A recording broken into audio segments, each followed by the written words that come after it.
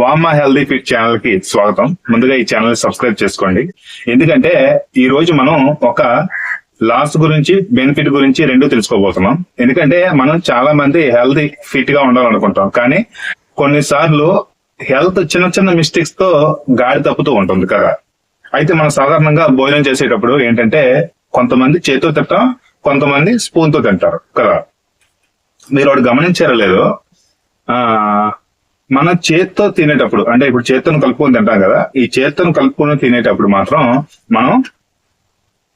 మనకు ఒక సెన్స్ ఉంటుంది. అంటే మన బాడీకి ఎంతైతే ఆహారం కావాలో అంతవరకే తీసుకొని, కడుపు అంత ఆకలేసినా సరే చేత్తో కలుపుకొని తినేటప్పుడు, అంటే ఇప్పుడు సపోజ్ ఈ అన్నం ఉంది కదా, ఈ అన్నం ఇప్పుడు సరిపోతుంది అనుకోండి, చేత్తో కలుపుకొని తింటే సరిపోతుంది.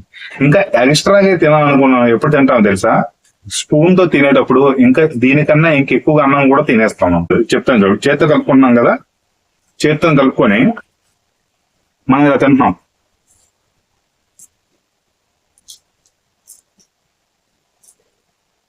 తింటున్నాం కదా, తిన్న తర్వాత కొంతమంది ఏంటంటే స్పూన్ తోనే కలుపుకుంటారు.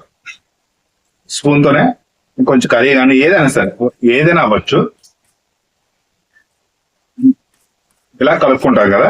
కలుపుకొని స్పూన్ తో తింటాం కదా.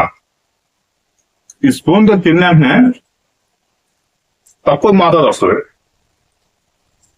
మళ్ళీ వెంటనే మనం, అంటే స్పూన్ పెట్టి తినే లోపు మళ్ళీ ఇంకో స్పూన్ తీసుకుంటాం.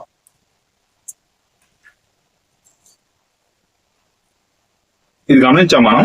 అదే మనం చేతితో కలుపుకొని తిన్నాం అనుకోండి,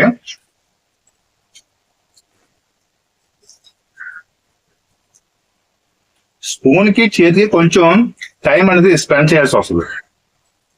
డిఫరెన్స్. చేతితో తింటే కొంచెం లేటుగా తింటాం, ముద్ద కొంచెం ఎక్కువగా వెళ్తుంది. అంతేకాకుండా మన కడుపుకి ఎంతైతే అవసరమో, ఆకలి తీర్చడానికి కాదు, కడుపుకి ఎంతైతే అవసరమో, మన శరీరానికి ఎంత అవసరమో అంతే తింటాం చేతితో తింటే. అదే స్పూన్ తో తింటాం అనుకోండి, ఈ పళ్ళెంలో సాధారణంగా మనం స్పూన్ తో తినేటప్పుడు ఏంటంటే ఒక బౌల్లో గాని ఒక గిన్నెలో గాని పెట్టుకుని తింటాం. మీరు ఎప్పుడైనా అబ్జర్వేషన్ చేస్తారో తెలియదు, కానీ మీకు ఇష్టం లేని కూరలు కూడా కొన్ని ఉంటాయి కదా. అలాంటప్పుడు శుభ్రంగా కలిపేసి ఒక స్పూన్ ఇస్తే మీకు తెలియకుండా ఆ బౌల్ ఆ గిన్నెలో ఉన్నదంతా కూడా తినేస్తారు. అదే మీకు చేతితో తినాలనుకుంటే మీ సెన్స్, మీకు ఏదైతే ఇష్టం లేదో అది చెప్తుంది మాట. చేతితో తినేటప్పుడు ఇంకా తినబుద్ధి లేదు, మనం తినం కూడా. అదే మీరు కొంచెం అబ్జర్వేషన్ చేసి ఏదైనా ఇష్టం లేనిది ఒకటి, ఇష్టం ఉండదు ఒకటి, రెండు సపరేట్ చేసుకొని ఒకసారి అబ్జర్వేషన్ చేయండి. ఇష్టం లేనిది చేతితో కలుపుకొని తినడానికి ప్రయత్నించండి. అప్పుడు ఏమవుతుందంటే మీరు దాన్ని కొంచెం తిని వదిలేస్తారు. అదే స్పూన్ తో తినాలనుకోండి, కొంచెం కొంచెంగా తినేస్తారు. ఇది అంటే మీకు ఏదైతే ఇష్టం లేదో అది హెల్త్ గా బెనిఫిట్ అయితే అప్పుడు స్పూన్ ని వర్కౌట్ చేయండి. కొన్ని ఉంటాయి ఏంటి మీకు ఇష్టమైనవి, ఇంకా ఎక్కువగా తినేస్తూ ఉంటారు కదా.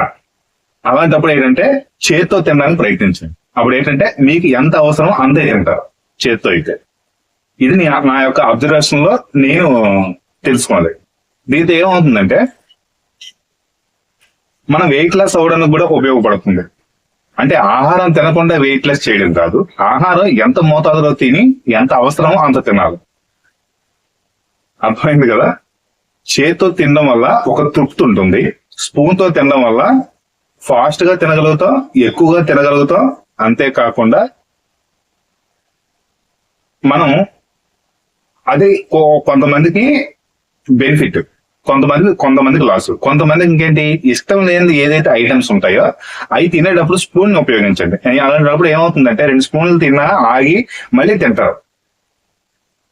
ఎందుకంటే చెయ్యి మళ్ళీ మనకి చేతికి వండుకోదు కదా, మళ్ళీ మనం ప్రయత్నిస్తాం తినడానమాట. అప్పుడు అది వర్కౌట్ చేయండి. అలా చేసినట్లయితే మనకి ఆ డిఫరెన్సెస్, అంటే మీకు మీరు అబ్జర్వేషన్ చేయండి. అంటే నా అబ్జర్వేషన్ లో ఏంటంటే స్పూన్ తో అయితే ఎక్కువగా తింటాం ఒకటి, రెండవది మనకి ఇష్టం లేనిది కూడా ఇంకెక్కువగా, అంటే ఇప్పుడు దీంతో 4 ముద్దలు తిన్నాం అనుకోండి చేత్తోని, దాంతో ఒక 5, 6, 7, 8 సార్లు కూడా తింటాం స్పూన్ తో అయితే కదా. అయితే ఫుడ్ చేత్తో తినేటప్పుడు ఎప్పుడు తినాలంటే తృప్తి, చేత్తో తింటే ఏమవుతుందంటే తృప్తి, మనసు తృప్తిగా ఉంటుంది. స్పూన్ తో తినేటప్పుడు ఏమవుతుందంటే కడుపు తృప్తి పడుతుంది. మీకు ఏది ఇంపార్టెంటో దాన్ని ట్రై చేయండి. మీరు అబ్జర్వేషన్ చేయండి ఫస్ట్. మీరు చాలా మంది, మనం కూడా ఏదో సందర్భాల్లో స్పూన్ తో తింటాం, కొన్ని సందర్భాల్లో చేత్తో కూడా తింటాం. చేత్తో రెగ్యులర్ గా తింటాం అనుకోండి మనం. అది మీరు అబ్జర్వేషన్ చేశారో లేదో కింద కామెంట్ లో తెలియజేయండి, మర్చిపోవద్దు.